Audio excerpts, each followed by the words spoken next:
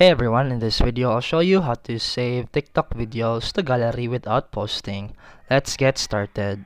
First, open TikTok app and tap the plus button to create a new video. Then, record or upload your clip, then edit it as normal would.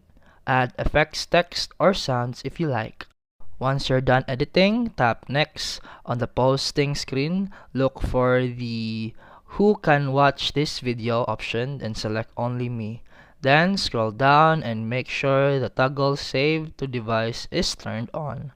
Now, post the video and don't worry, since it sets only me, no one else will see it. After posting, the video will automatically save to your phone's gallery.